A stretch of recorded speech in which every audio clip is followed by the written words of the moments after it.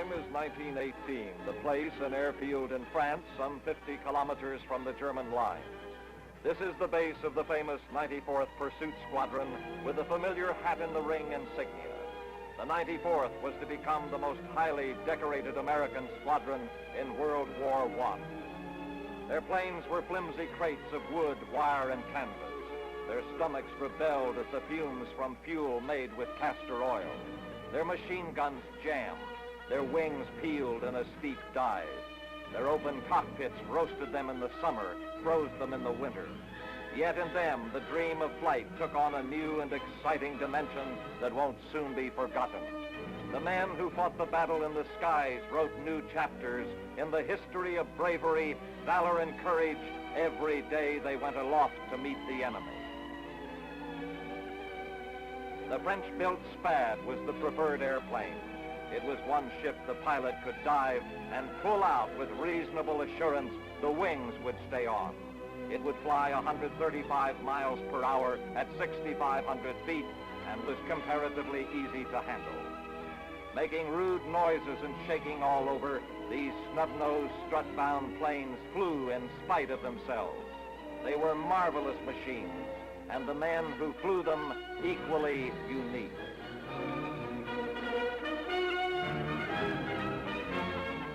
When a man went into combat, most often he wore riding breeches, boots and goggles, and trailed a silk scarf in the wind as he played out an aerial duel from an open cockpit high in the clouds.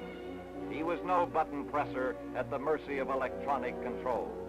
He rode his machine the way a man rides a horse, with precision and complete confidence that he would make it go. 1918 was the year of the individual in the air. It was inevitable after the single-seater fighter planes evolved that fighting airmen from either side would encounter each other in the skies and aerial duels become commonplace.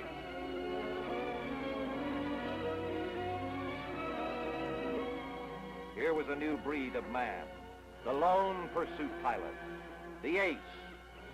He was a legendary character in the evolution of air warfare, and he took his place on the stage of history. Before the first month of combat flying was out, the 94th Squadron had produced America's first two aces, Captain Eddie Rickenbacker and Lieutenant Douglas Campbell, each of whom brought down 5 albatrosses. One-time professional race car driver turned aviator, Rickenbacker made his name in the Spad. 26 victories earned him practically every decoration, including the most coveted of all, the Congressional Medal of Honor. Only one other man, Lieutenant Frank Luke, Jr. of the 27th Squadron, received this most highly prized decoration.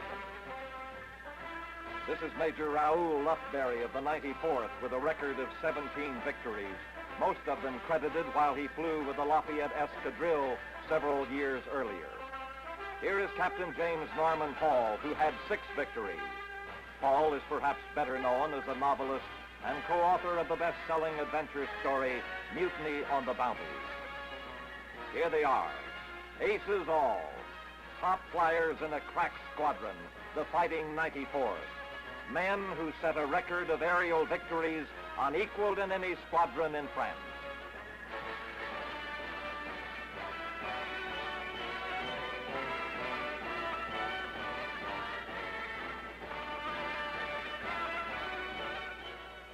Warming up on the starting line are the warbirds that conquered the sky. These cantankerous crates rattled and shook all over. Often hope and dope alone held them together. They were the first of the air age breed and last of the steeds that carried men into individual combat.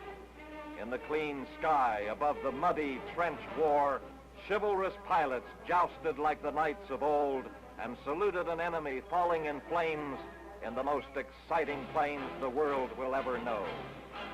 In the skies over France, an aerial victory was the result of split-second timing. At best, the flyer could get off a few machine gun bursts before the enemy darted out of range. A pilot's fate depended on his own skill and judgment, his ability to maneuver for the best position from which to surprise the foe, his relentless and calculating attack, his marksmanship. These are the qualities that make an ace. And during the coming weeks, these same qualities will make you the greatest eagle of them all, a sales ace in the year's biggest action. Now, today, you can relive this most glorious moment in air history. The courage and valor of combat flying over France makes a very special kind of campaign promotion. It puts you in the pilot's seat in the year's most colorful sales patrol. You're the man with the sharpest reflexes to perform great deeds under the most exacting conditions. Yes, you can climb in the cockpit and fly out to meet the elusive red knight of competition with both barrels of your twin Vickers blazing. You'll see plenty of action and win a solid victory for your squadron. This is your glorious opportunity to set a new performance record in the biggest aerial dogfight of all. During the coming weeks, you'll be in combat readiness with the toughest, hardest fighting outfit ever to see frontline action, the Royal Selling Corps.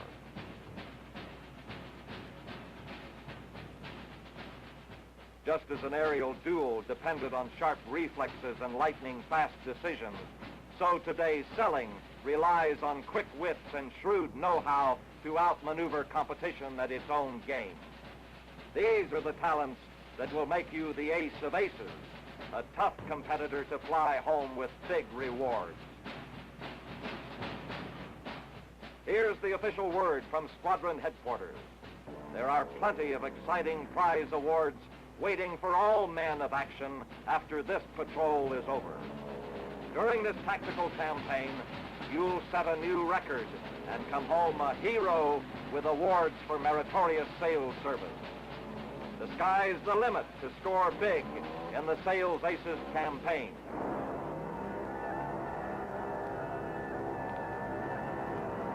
Grab your helmet and goggles and get out on the flight line. The alert has been sounded. Switches on. Contact.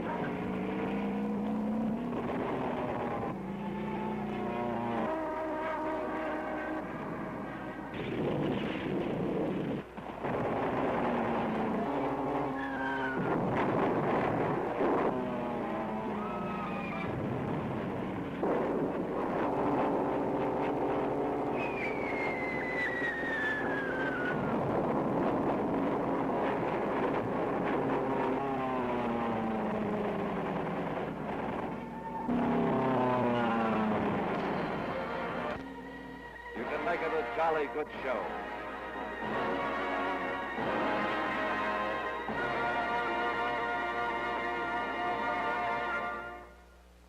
Now here's your squadron commander to give you your flight instructions.